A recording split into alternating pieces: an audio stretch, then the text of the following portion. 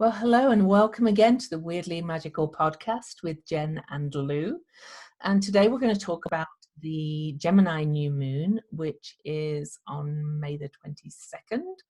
And I'll go into more details on that in a moment. First, some housekeeping. We have a Patreon, patreon.com/weirdly magical. For $3 a month, you can support our work and the costs associated with putting on a podcast.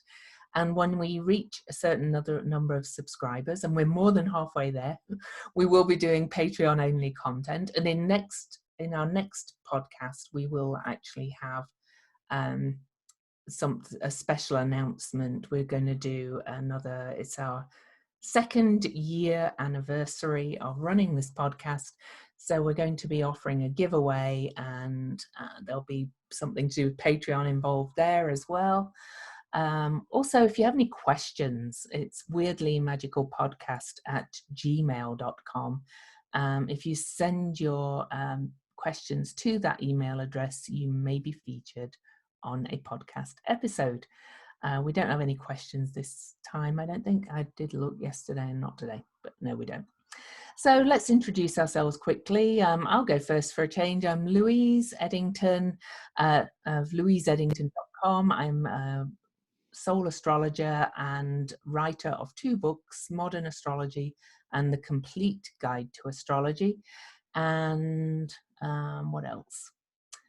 That's it, I think. Oh, and I have a Venus class starting tomorrow. We're recording this on the 12th of May. If anybody's interested in the class, just go and find my Facebook page or whatever and look for the class. So that's it for now. I'm Jen Dishen of jendishen.com. I'm an Akashic healer, reader, numerologist, and creator of the Illuminating Journey cards. Were created with the help of the Akashic records. I work with the deep energies within to help you break through the old stories and to activate your free will. And I'm actually teaching a class in the Akashic records. If you want to learn how to read your own records and learn a special healing method, you can go to my website, jendishen.com, and you can find the classes there. Cool. And we're actually going to be setting up a Facebook page. I will probably create that tomorrow. It's going to be called Weirdly Magical, surprisingly enough. And so we'll post our classes on there as soon as I set the page up. It won't take me long to do that. And so you can also go and like the new page and find the classes on there too. So let's do our cards first of all, Jen. Okay, you show us your card. All right, so the card that came up is the number 1 soul portal. For those of you who can't see it, there's a woman riding with a green cloak on a black horse down a path and there's a cloud in front which has a sword going through it and a shield in the sky. So a vast landscape with some kind of building and door and a full moon in the background. And the cup, isn't there? The chalice. Yes, and the chalice, that's right. I'm looking from sides, I'm missing some of it. Or the Holy Grail. It always reminds me of seeking the Holy Grail. Right. Being on that journey, like focusing on what you need to focus on, that innovation, new beginnings, that feels very, for me, I think that idea of the Holy Grail, which is meant to symbolize the energy of the female, or bringing this intuitive energy of the female into creation in the physical world, is this idea of going on your journey, on your quest to really discover or to be empowered by your own truth, your own what you're here to create or express.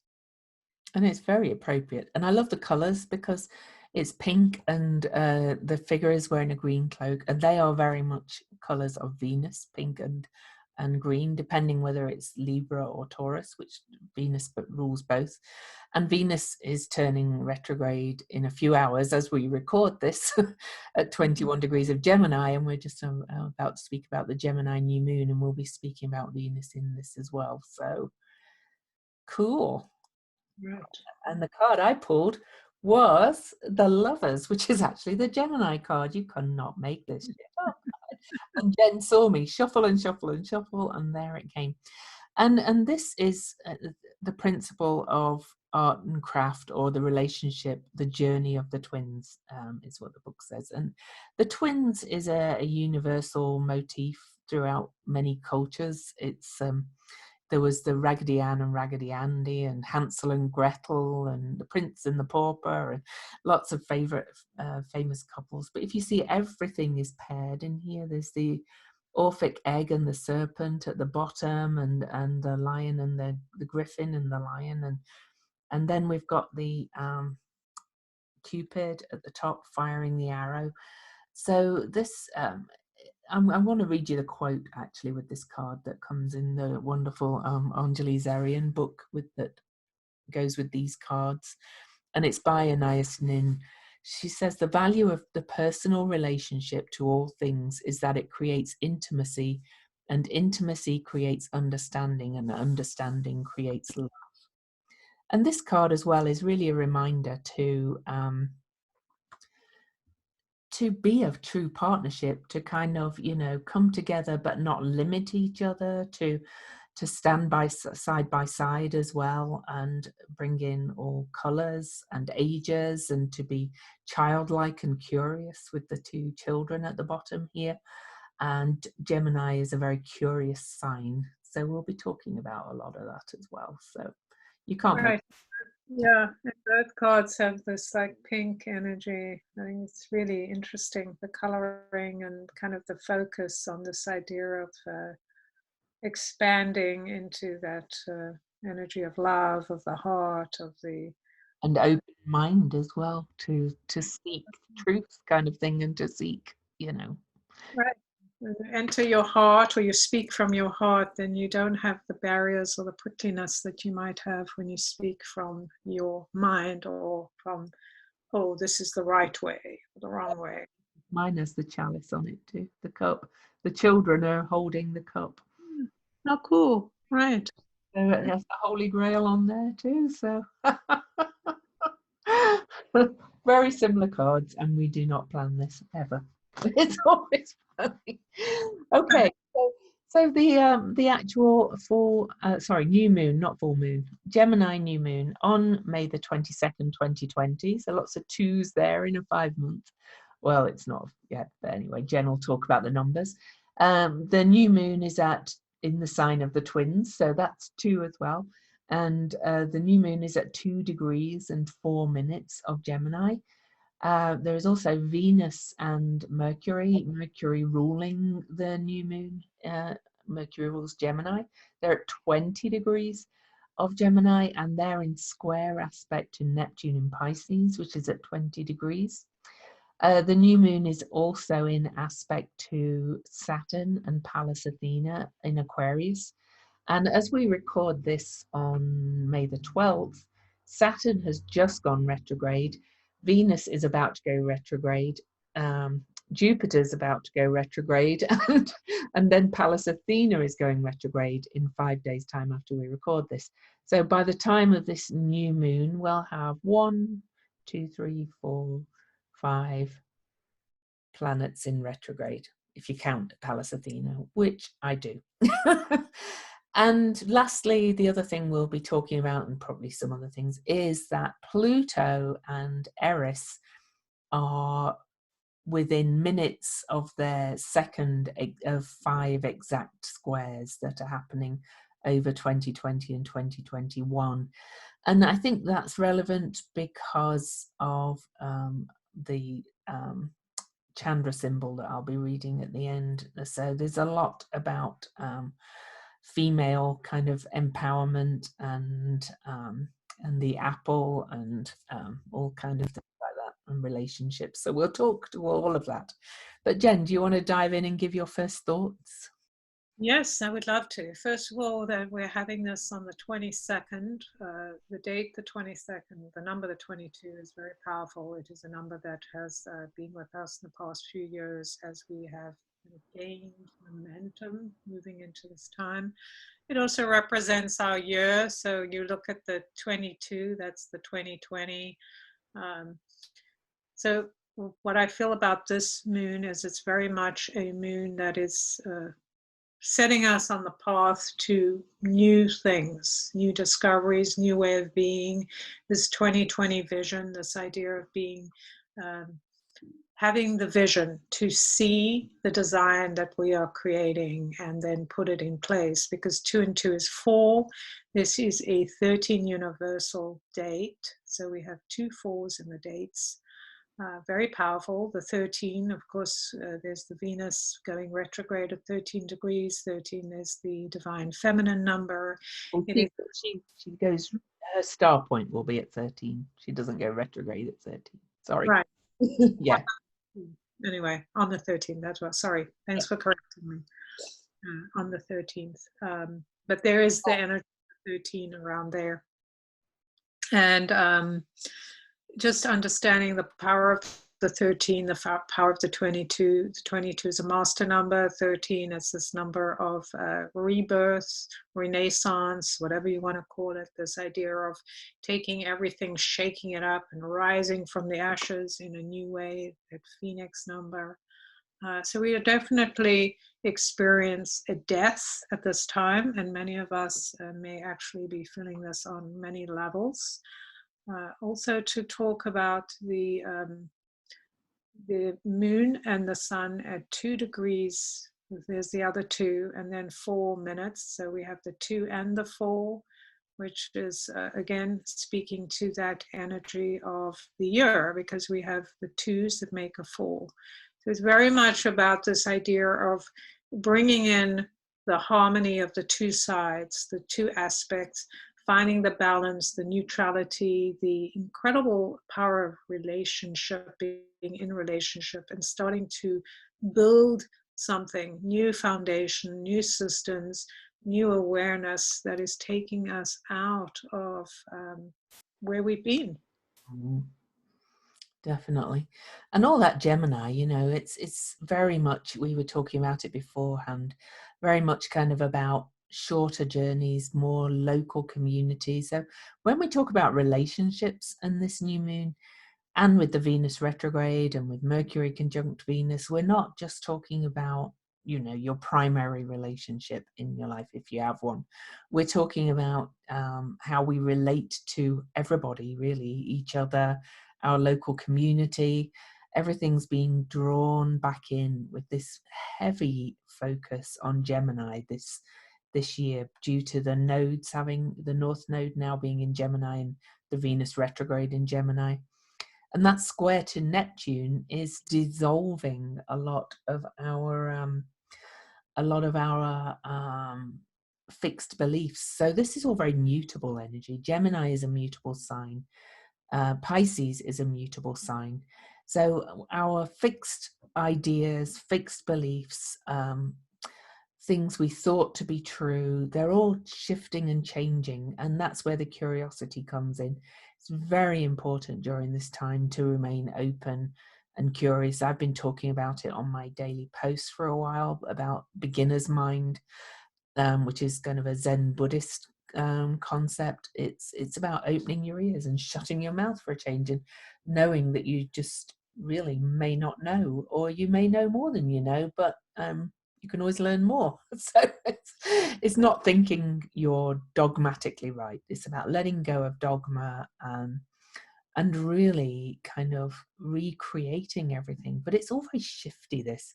So I have to just tell the listeners a few of my little jokes for those that are not even on the those that are not on YouTube. I actually have Doctor Who's TARDIS behind me today on my screen, because this new moon, when I look at the chart, if you're not a Whovian, I'm sorry, but in the 10th Doctor had a thing where he said it's a big ball of wibbly wobbly, timey wimey. And that's how this new moon feels to me. It's like everything's shifty and changing. Gemini is very changeable and very sociable. And with Pisces, that's the kind of the big ball of wibbly wobbly. That's the Neptune in Pisces is bringing in that shift. And then I've got my t-shirt. It says anxious and tense, the way I like it, which is a joke from a show that I helped once on social media. But Gemini can be a bit anxious too, a little bit tense, because it's trying to rationalize everything. It's trying to make sense of everything and to order it and to file it in certain categories. Well, I think we're being asked to not do that right now, to try to make too much sense. It's being of this beginner mind, truly. So. Right. And I was just reflecting while you were talking that when we're looking at the moon, we add the 2 and the 4, which makes a 6. And then we look at the triangle here, or it's not a triangle, but we have the Venus and Mercury at 20 with Neptune, connecting to Neptune in that way at the 20 degrees. That's also a 6, 2, 4, 6. And 6 is really that number that brings together two sides. And kind of it's the birthing number of what happens when you give birth, or you focus on something new, that the best way to do it is to do it with heart, to come from that place of love. And even the cards that we picked, the pink is actually represents the high heart, the thalamus, which is the part of us that we may skip over, but it's this deep connection to our soul, to what is true for us, to our ability to come from a place of love. And when you think about the idea that Mercury is this of the mind, so we're having all this information, tons of information just spilling into our minds. Lots of people are talking about theories, lots of people are coming up with ideas of why things are and what is true. We're also looking at things that perhaps we've been policed into believing, whether it's, just an environment, I want to fit in, I want to be successful, how do I calculate how to be successful? Oh, this is what I need to do. I need to think a certain way. I need to behave in a certain way. I need to respond a certain way. So it's kind of like how we've built our relationships. So we talked about the two. Two is about the idea of being in relationship to each other, to our lives. 20 is about awakening the energy of being in relationship in a higher form. So all of this is about going up on a higher form, a higher way of thinking, going beyond that obedience of like, oh, this is what people said it is, it must be true, let me shut everyone else up or down or make them agree with me, then we'll all be safe. And so this illusion of safety is falling away, and now we begin to see, and we can't help seeing and hearing. How do you say cacophony? Cacophony, is that the word? Cacophony, yeah. Cacophony. Cacophony. Weird word. It's a weird. The sound, right? It's like a crow kind of calling out the sounds, like all of the sounds of everything, just like we're going to hear, and we may have already begun to hear all of these sounds, and the sounds all coming in, they're all falling over one another. So it may be hard to distinguish what is true and what isn't. And it's incredibly hard right now, isn't it? A lot of information, the filter of your brain is saying probably not working properly because it's not used to filtering all this different information. We're used to kind of, oh, it comes through this tiny little spout and now it's just coming everywhere. So in order to understand its relationship, Venus, which is about what we value, what's important to me, where should I put my attention, what matters, and this idea of trying to think it through. And then when it's connecting to Neptune, this idea of getting swallowed into the depth of our spirituality, going deeper and deeper and going, no, that's not what matters. It's all very cloudy, and moving through the the layers of water to truly determine what is true.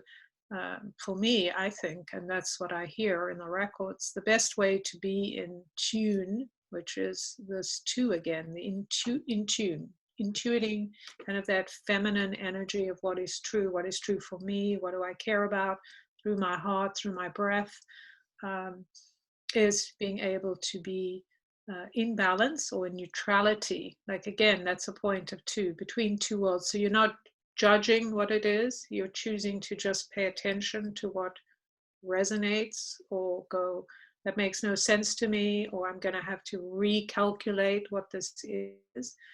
So it feels very potent, very powerful, this mystical opportunity to really get to the truth of who we are, right? And the truth of what we believe.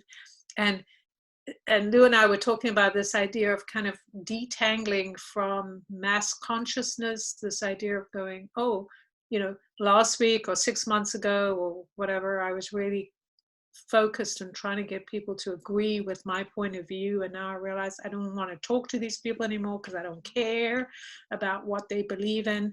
I'm focusing on what is real for me so I can put my attention there. I will say we beware of that square to Neptune with that. I mean, all that Jen said is true, but there is also a tendency to be so far out of any openness to knowledge and science that people go, well, I know it's true for me. And they're not. Right. They're not filtering any actual facts in there. So be wary of that as well, because there is a tendency in kind of, particularly in the woo community, to just abandon facts completely almost. It's like right. Well, that's part of it. You're absolutely right. That part of it is twisting the truth. We can see it all around us, and we may see it in ourselves, taking things like this is what's happening and then finding a way to rationalize it so it becomes true. So there's definitely that aspect, but that's the lower energy of Neptune. And but Neptune can bring that in. So I just want to caution if somebody finds them kind of and if anybody, everybody knows who listens to this, that I always kind of pay attention to what's come my way before we record these episodes. And this morning, somebody posted a documentary called "The War on Sense Making" by Daniel Schmachtenberger. Now, if anybody wants to watch a really, I think it's pretty important actually about, and it's very aligned with all this Gemini energy about making sense of things, and about, getting your information, not just news, from a variety of sources, so that you're not just getting this polarized point of view. Now, I'm not suggesting, that one time you watch MSNBC and the next time you watch Fox, it's maybe a wider thing. And I'm not just talking about news. I'm talking about, get much information as you can and then filter it and try not. I think while we're under this current energy, this is in a taking the information in and filtering it more, but not coming out with definite dogmatic answer again. The South Node in Sagittarius is definitely asking us to let go of the need to be right and dogmatic views where this is the only way. So, and he speaks to that in that documentary too. It's quite long, I warn you, but it is fascinating, and I actually think it's a really important listen. So if anybody wants to go and find a good thing on YouTube, there are occasionally good things on YouTube along with the crap. I think the point here is to be able to discern. I'm a great believer in paying attention to facts. You're not dismissing it, as Lou said. You're not going like none of this is relevant. It is relevant because this is the world we live in. So we do want to be aware of what is out there, and of course you have to decide for yourself how susceptible you are to the energies. There's certain things out there that are way out there or a little bit weird. I don't watch just because I know they're full of, they're full of this kind of what a spider energy that traps in your mind and holds you, and you don't. Propaganda-ish kind of stuff. Yeah. There's a lot of like stuff underneath. Yeah. I prefer not to watch it because I know how convincing it can be.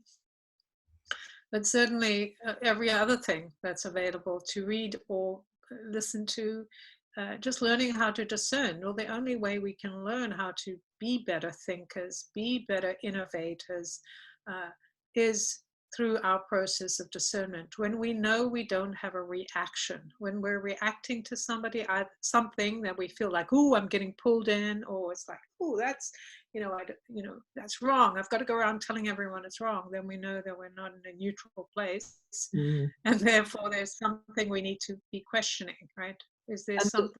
And despite the fact I recommended a YouTube video, that it is a very good one. It's just this guy, and read his stuff if you prefer to read. He actually recommends reading more. So, and because this Neptune is very silver screeny, and the silver screen, if it's presented wrongly, can be very propaganda-ish and use techniques to kind of really manipulate and pull you in, which is what Jen was speaking to, and that's very Neptune in Pisces. And yeah. The energy also of hidden enemies, of the things that can create our downfall, right? Where we get so hooked in. I think one thing that I've noticed, and this is really important, is to be careful that you don't get hooked into fighting somebody else's war. But a lot of people are doing this is bypassing your own spiritual experience. But I feel like the beauty of Neptune and this time and this combination between Venus, Mercury, and Neptune is about us allowing ourselves to go to the depth of the uncomfortableness of learning to be mystics. And that means that whatever it is that we're doing, our meditation, our breathing, our yoga, whatever it is that you do, your art, that allows you to discern. You're not bypassing stuff. I think what's happening is people are looking for a savior, which is kind of the shadow or whatever of Neptune, etc., and all of the stuff that's breaking down the whole Pluto and Eris thing, where they're looking for a savior. Oh, well, clearly people are not leading, so let me follow somebody who has some crazy theory, and I'm going to now be in their army, and I'm going to go and shove it on everyone's face. I'm going to insist that this is true and get myself panic and fear. And really all you're doing is you're recreating the same bullshit. So watch out for that, because there is the energy of the guru, as you said, seeking the guru. Yeah. And then the guru in more of the kind of cult sense I'm speaking, not the true meaning of the word guru, which is merely a teacher. Is this kind of thing, like even any teacher, you should never just follow somebody slavish. The point is you must look at all the facts and go, well, when they say this, I resonate and that's true. Or I'm not sure, let me go think about it. Let me ask more questions. Like, be engaged in your own life and your own thought patterns. It's like when I hear something and I'm like, I don't think that's true, then instead of me arguing with the person, I'll go and research. Is this a potential that this could be true, instead of getting into an argument? And then I'm like, oh, I can see this part of it could be true. So now I have a better understanding. And it also allows me to go, well, I don't need to argue about it, because, I'm not going to convince somebody else. So why bother doing that? Let me just be okay with somebody having a different opinion. And if I need more information, I can go and seek that information. So I did want to talk a little bit about, Jen talked about the high heart, and Venus has two rulerships, as I said, Libra and Taurus. The earthly rulership, Taurus, and Libra is kind of the higher heart. But Venus is also the esoteric ruler of Gemini. There's a school of astrology called esoteric astrology, which was formed by Alice Bailey, and who was a channeler. And I find it really interesting that it kind of amplifies this higher love and finding this higher love in relationship to everybody in your life, with Mercury there as well, that the two rulers are together at 20 degrees in the sign. And that, you know, brings me back to that card I did again, the lovers, the coming together, the communicating. And it's interesting in this card, it has the hermit symbol, and it's the only other card in the tarot deck other than the hermit card itself where the hermit appears. And that is saying that as well, we need to have this relationship with ourselves. We need to separate as well as come together and learn to love ourselves and learn to look within. And that's part of the Venus retrograde journey. It's part of the Gemini journey as well. And again, it's part of learning to listen to that inner voice as well as all that information that's coming from everywhere else in the world. So I just thought I'd mention that, you know, there's kind of a dual rulership going on there in Gemini that's very interesting, to me at least, in a big way. Yeah. Fascinating to think about. Everything has a duality. Everything has more than we know about. So this idea of seeking information, not for the sake of seeking information, but to truly be in tune with what is true. When we think about Gemini and Mercury and Venus, their relationship, first of all, they're very personal planets. Second, also, it's very much related to who we are. Well, they're the closest planet to the sun and the second closest, and then we're the third. So they are they're the only two planets between us and the sun. The rest are the other side. So that's kind of like, it's like we can say that they represent in some ways the male and female, and yet even that is in question, right? Because Gemini has that energy, the duality, but so does Venus. Venus has a lot of duality, or the female figure, or the female ideology of how we've seen the female and who she really is. He definitely swings both ways, to put it mildly. That's kind of this idea of being able to understand that this the fluidity of this time, of our beliefs is, and who we are. Having that relationship of not only receiving information, but how we kind of put it into words, how we speak of it, because Gemini is all about communication. Mercury is about communication. It's not just, you know, on the one hand, we're receiving, Venus receiving the information from the divine. On the other hand, we're kind of passing through that information. We're dispelling it. We're trying to figure out, what does it mean? What do I need to do? What's mine to do? How do I innovate? How do I bring my communication, my words into the world? How do I write? How do I play? How do I express who I am?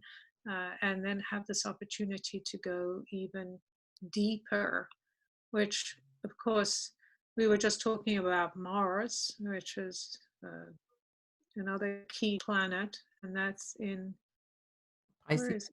In Pisces.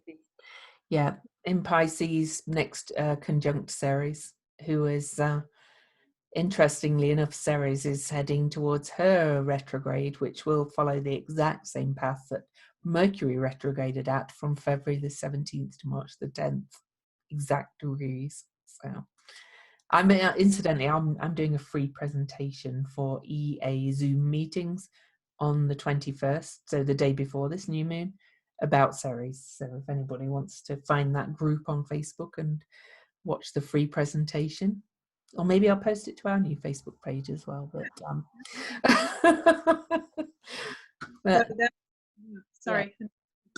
I actually really wanted to talk a little bit about this Pluto Eris square. That's almost exact. I've mentioned the squares many times. I've looked in my astrology software. I've looked and looked for the last time that Pluto squared Eris from Capricorn to Aries, which they are doing now, and I couldn't find it. because Eris, it may be because some of the ephemeris on some of the software doesn't go back far enough for Eris, because it's been so recently discovered in 2005, but it's pretty rare.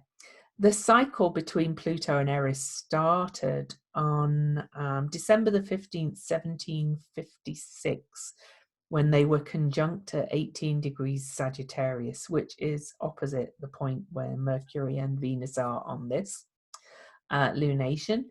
The first square between Pluto and Eris happened between 1907 and 1911, from Gemini to Pisces. So it's all that very mutable stuff was happening before. Then we had the Pluto-Eris opposition in 1976 to 1978, and that was Libra to Aries. And now we have the squares. We had an exact square on January the 26th. The two are going to square again on June the 14th, then December the 10th of 2020, then a bit of a break and square exactly again on August the 27th and October the 8th, 2021. But all these squares are at 23 and 24 degrees. So basically Pluto and Eris are in square for this whole 2 years. They're not going to be ever far enough away to not be squaring each other. Now, on this lunation, not only are they approaching this second exact square, Pluto is almost exactly opposite Vesta in Gemini and Hygeia in Gemini, two other asteroids. And they're both in aspect to Eris in Aries. And this is very much about that pulling down that picket fence and revealing everything that's been hidden underneath, so we can filter yet more information.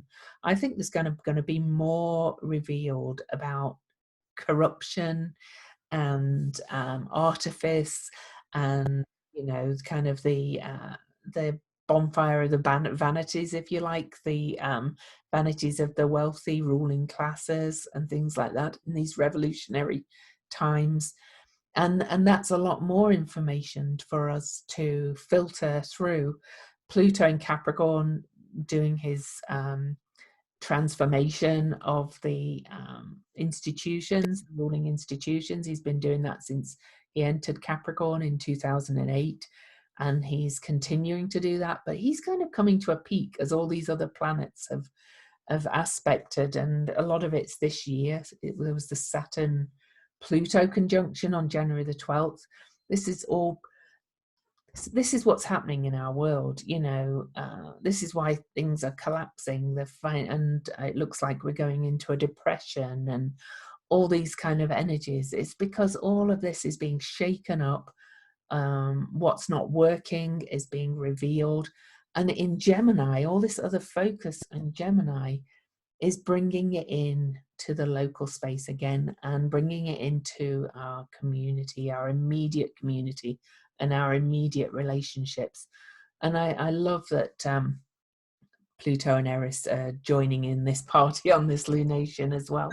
And Vesta's very much about the sacred flame and the hearth of the home, and so it's again bringing it into that local space again. So yeah.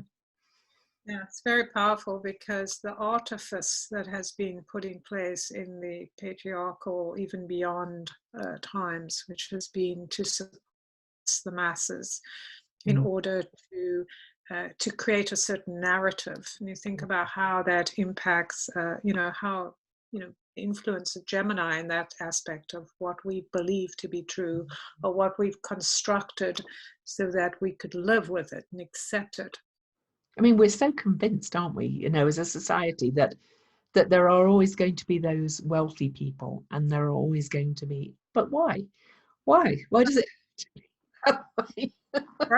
Because it's been drummed into us, but it's also what has also been drummed into us is this idea on some aspect or level of servitude. Like when you're in one position, like when you're in the wealthy, whatever you want to call it, the position of power, that there's two positions. You're in a position of power, or you're in a position of no power, right? You're powerless, and you've got to be the little, working on the wheel. They're on the wheel, yeah. On the wheel, and like that's the way it is. Like we often say things like that's the way it is. There's nothing we can do about it. You know, all of that stuff. But really, this whole narrative that has been created around the position of females, or what we call weaker sex, or the weaker, or the children, or all of this kind of stuff, that there's all this narrative and belief, and we keep reinforcing it, because as soon as somebody gets up, a woman gets up,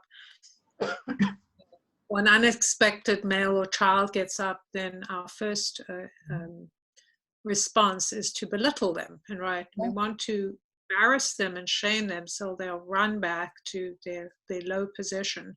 We see this everywhere. Like we can just go from the top. You see how people that are powerful use words, and they use information to control situations and control people. So we all, like, you know, when the president says something and he says it in a demeaning way, then everyone kind of scuttles back because they're afraid of confrontation.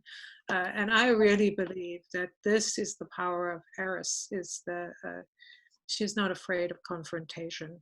And Venus in her true in her fullness, right, as she comes, as all these female energies rise into the fullness of being who they are, as they move from stepping back. And it's interesting, I did a reading today, and what came up for this person was, which I think is significant, is this idea of waiting your turn. Like you waiting your turn is kind of like all of us. We've been, you know, especially female or whatever, if we think there's something not good about who we are, or we just don't fit in, we've kind of been waiting for permission to go forward and take back our power. And now it's like, okay, well, this is it, right? Here's the moon, here's this moment of going, I'm just going to take, in this time of this enormous change when everything's in flux, I'm just going to go, and while no one's looking, kind of pull back into what is mine.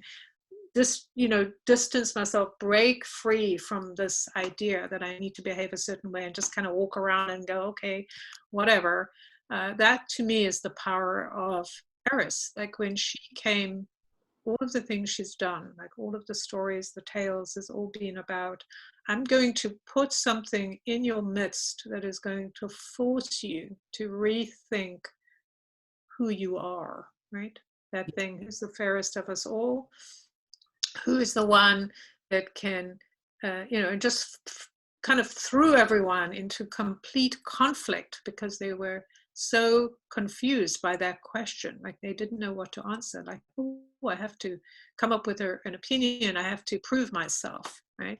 And you know, we see the narrative, as Jen rightly calls it, parroted. You know, but more and more we're recognizing it. Now I'm this morning in my post, I talked about asking the open questions, the who, what, why, where, how. Keep asking them to open up the possibilities. But we're seeing all these narratives being parroted by the people that have been kept down by this narrative from the elite. Like people going, well, the vulnerable can just stay at home because of the virus. And I'm like going, have you thought this through? How, you know, that the vulnerable can just stay at home? It's not quite that simple, you know.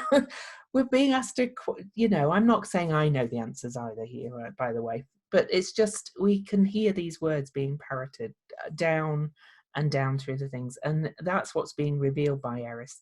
And Eris, I find, is very much a kind of raging outsider. She's there, she's going, you've kept me out, and now I'm not taking this anymore. I'm going to upset your narrative. I'm going to throw this out the window. She is Sleeping Beauty awakening, to be quite honest.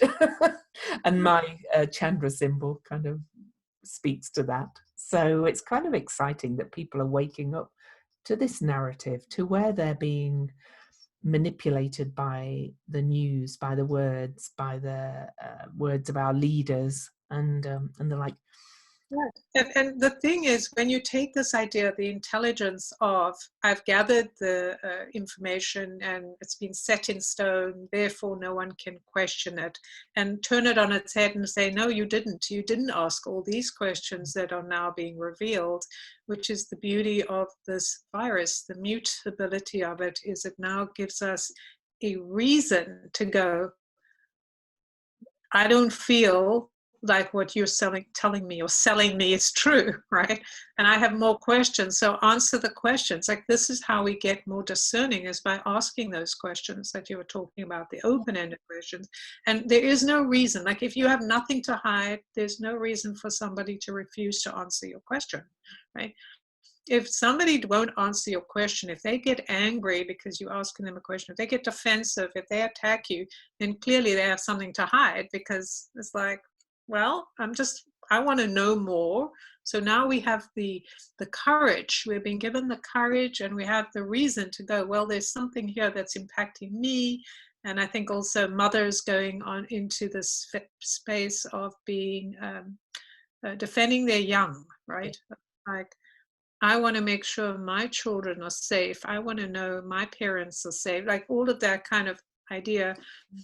So I will ask the hard questions. I will be more determined in how I'm dealing with this, as opposed to, well, there's nothing we can do. And now it's like, no, actually, we've got to ask these hard questions. We've got to do these things that matter. Sometimes you're just asking the universe to open up Yeah. mind as well. You know, like this morning I had a question come to my mind. There's a whole narrative going around that, you know, those people that want to continue to stay at home because of the virus they're scared, they're in fear. And then I was like, what if we're not the ones in fear? What if we're the ones being considerate? And what if the ones that are afraid of losing their business are the ones that are in fear? And the ones that are afraid of change, and that we might have to radically change the way we live, are in fear. Not that saying either one is right, I'm not suggesting that, but what if there's fear both ways? Or what if The bottom line is, it's okay to be in fear, but when somebody uses that as a weapon, yeah, then that's like a smokescreen, right? yeah. Oh, you're afraid, therefore you're wrong. Instead And of, oh, therefore I'm right and you're right, just I'm scared. afraid, but I'm asking more questions so I can, know more, so I can be less afraid, or I can know more and I can take action. And I think that's the response, is the idea that even if I am afraid, I am still entitled to ask questions. Yeah, To me, like, I just think it's hilarious that people are dying. I shouldn't use the word dying. People are so determined to go back to being enslaved I that they're know. like, let me get back to being enslaved. I don't want you to free us. It's like, okay. To earn money for the billionaires, the elites again, the ones that Eris is like saying, enough. But anyway, there's also an aspect from this new moon to Saturn and Pallas Athena in Aquarius that I mentioned at the beginning. And these two, like as I said at the beginning, Saturn turned retrograde on Sunday night. So we're on the 12th. So that was the 10th, late on the 10th in Utah time at least. And Pallas Athena turns retrograde on May the 17th. So these two will be very newly retrograde, pretty much at a standstill on as they aspect this new moon. And Saturn is very much about Saturn puts the brakes on a little bit too, but Saturn can give real clarity. And in retrograde, Saturn is saying, rethink where we thought we were going. And Pallas Athena is saying, we thought we had these plans and these answers and things. We're going to rethink those as well. There's a lot of turning direction here, rethinking everything, changing your perceptions, changing your views. And Saturn and Pallas Athena are definitely helping that. And they're going to retrograde back into Capricorn and deal with how our institutions yet again. So we've got that coming up as well. So there's so much changing your mind, changing your views, being open to changing those perceptions. You know, my favorite quote comes in again: if you change the way you look at things, the things you look at change. That's all about changing your mind, change your thoughts, change your life. That's another one.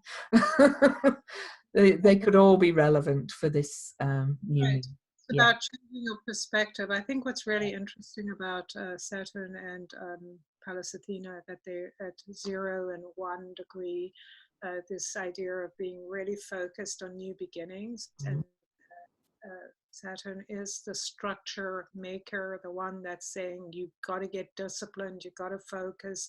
This is a time to really do hard work, which is this idea of pushing through all these people that are pushing lies, etc., at us and trying to cover up, pushing through that and saying, this is what I really want. So helping us to get more focused on what it means to represent the people, or what we're doing as a collective, and how we're going to raise our voices and make an impact and change things. And then, of course, Pallas Athena, the strategist, right? The idea of changing our strategy. This is such an important time to rethink what you think life is about. What is your purpose? Why are you here? I believe I'm exactly now at this time, at the first time in my life, I can say I know why I'm here. This is what I'm here to do. This is what I came here for. And if I think about that, then that changes everything. Like a lot of my limitations or restrictions are, those things don't matter. Like I even believe the point that while we may have been in fear, and a lot of our fears have been about what's going to happen to me when I do dare to stand up for what I believe in, and changing the conversation, because that doesn't even matter. It's immaterial what happens, because as long as I am true to me and I'm in that neutral space of love and focus, where I'm not trying to agitate others, I believe that's probably our safest position. But to operate from a place of truth, not from a place of something's going to happen to me, because we don't know, right? So when we think something's going to happen to us, that brings us into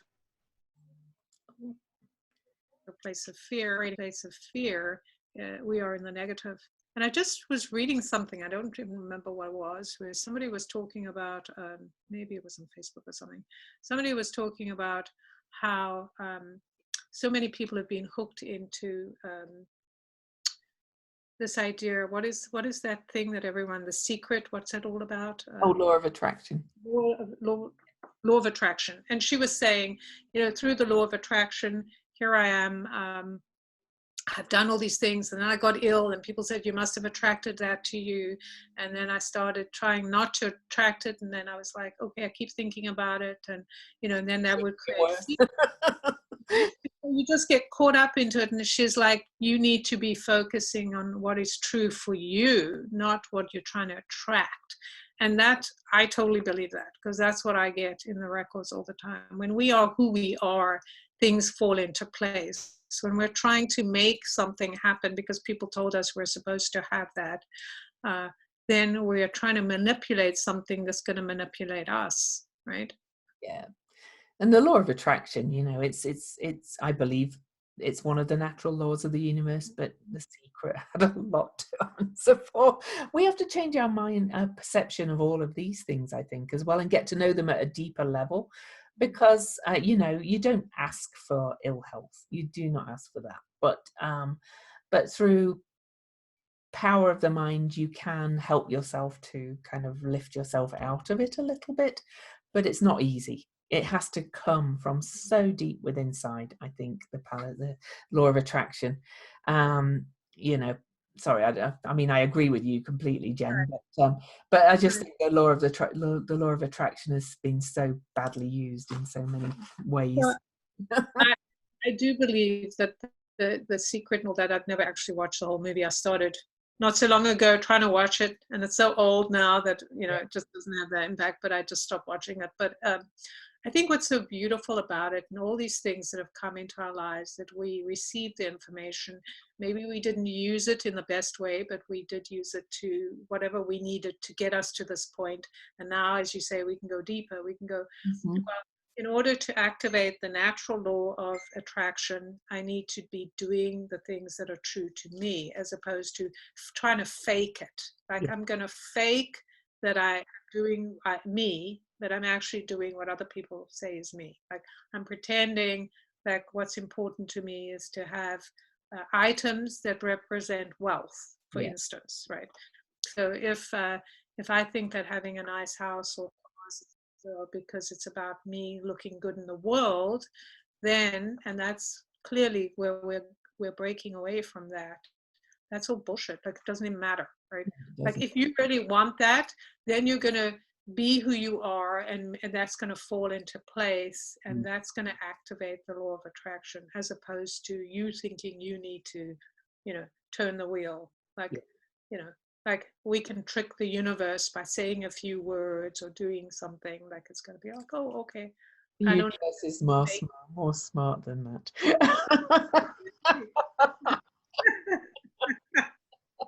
but at the same time, I mean, the universe knows we're not as smart as we think we are, so Yeah. we've got to kind of lead us slowly to the next place. And I that's just why Jen and I really both work with really helping you. We hope to help you really tune into the energies of the universe, because you don't just sit there and kind of just go, I'll have $1 million, please. And yeah, it's way more complicated than that. Yeah, well, I think also the bottom problem with the law of attraction, or the way it's been taught, is that you just sit there and you say, I want $1 million, and then your mind goes, no, it's Yeah. not true. Sitting in a poor place and you don't have it, you're just going, your mind, the Gemini thing goes, no, that's not true. That's And not then true. so the next thing is, well, the law of attraction is bullshit. It doesn't work. Right. Because what you're attracting is the fear around it, Yeah. or the repetition of what you already have. So, Yeah. yeah. So Anyway, we're kind of diver, and I think we should get to the symbols soon, because I'm quite excited about them. But is there anything we want to say about? yeah, I did want to mention the one thing, the 24 with the Vesta and Pluto at the 24. That's Mm. the other six. Yes, and That, Mars is at a 6 as well, of course. So right, and Eris at yeah. 6. So there's a lot of 6 energy, which we mentioned. So really emphasizing the idea of taking care of yourself. Don't be a martyr to this idea. Really, this retrograde period right now, especially as the planets go into retrograde, and we're really getting drawn into the idea of reflecting and rethinking, such a good time to honor that within you. What do I need so I can get to that place of feeling more true to myself, more true to the service that I'm offering, because this is about contributing in a way that lines up with what's true. So sometimes, and I know I've done that, I have Neptune in my 7th house, so I see people as put them on pedestals. Oh, I have it at the top of my chart, so I've been known to do that. And then I get it involved in their story and their lives, and start to push towards what they want, or what they want me to do. And I've had to learn the hard way. It's been a painful journey. I'm still learning that does not serve me, and it doesn't serve what I want to contribute to the In world. British terms, it's time to stop doffing your cap. Yeah, Saying, right. yes, sir, yes, sir. It's time to know that you're just as good as anybody else. Start to question, like, what is it, from a place of that love, from that place of breath. Breathe into, who am I? What do I really want? What's going to kind of spend time in nature, spend time with creativity, or whatever you do when you reflect, to kind of think, is this something I really want to get behind, or is this something that doesn't have meaning to me? And there's no answer is wrong. Like, you can go, no, actually I was doing this and I don't want to anymore. I'm moving out. And I have found that what's worked for me is to really ask tough questions. Mm. And I'm working with somebody now. I have to get better at, what does this look like for both of us? Are we in agreement? And then if I'm not getting the answers I need, I got to go back in. You got to give me these answers, and whatever I have to come up, so I can make decisions from a place of my own truth and start to feel more empowered.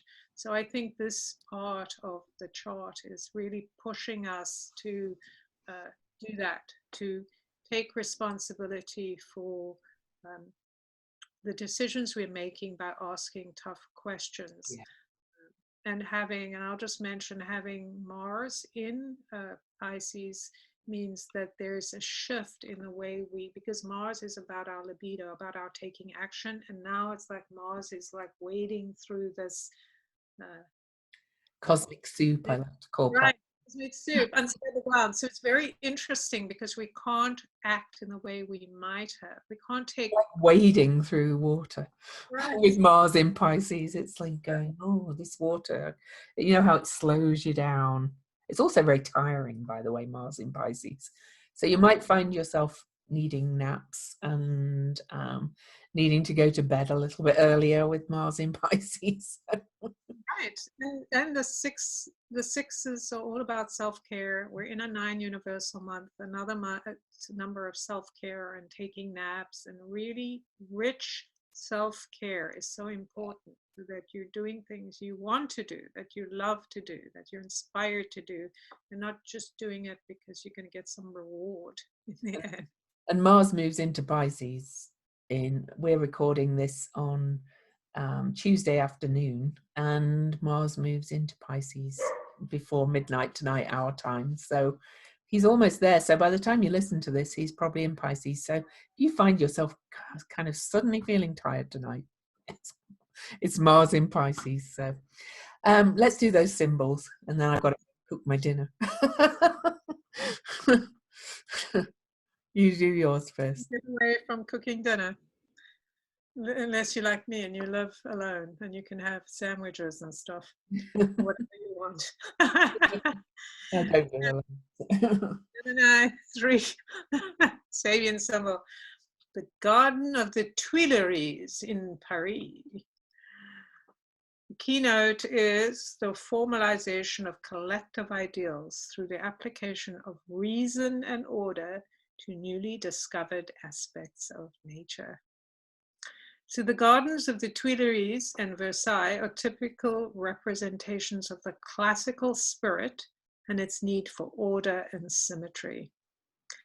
The reign of the French king, Louis XIV, I think it's, 14th, followed the Renaissance, which was filled with excitement of new spirit of discovery and a period of internal troubles. Which actually came after a plague.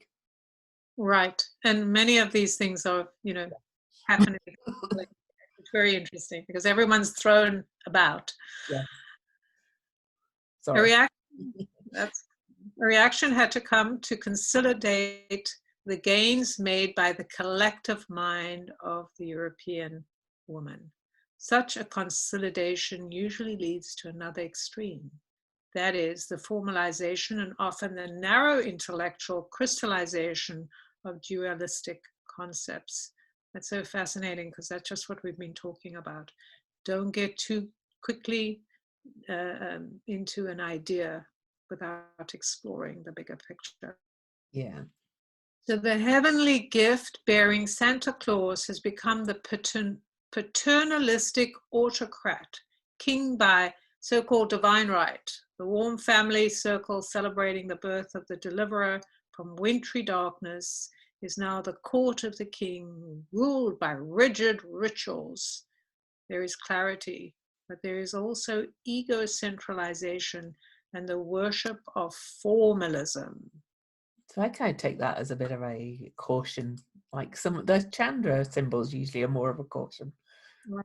Is beware of this dogma and formalism and thinking of things rigidly this way. Yeah. Right, which speaks to this idea of people bringing fear-based things or saying we've got to get back to work, jumping too quickly to resolve the problem instead of sitting with it. When we think about the word resolve or solution, coming up with a solution, waiting for the medicine to melt and to become something else, right? Transmutation. Yeah. So the Chandra symbol is so Snow Whitey. It's unbelievable. So it harks me back to Eris and her apple. But a dense thicket of brambles surrounding a magic castle. Externals, obstacles, postponements absorb your mind. Forefront affairs fascinate and divert. Semblances entice. Yet the one who goes for all of this is one dimension of selfhood. Another dimension is waiting in a perfectly intact place of undiminished life force. A third dimension mediates between these two, keeps self and world guessing off balance, juggling, dissembling, playing, pretending, being so many things at once that it is impossible to think about.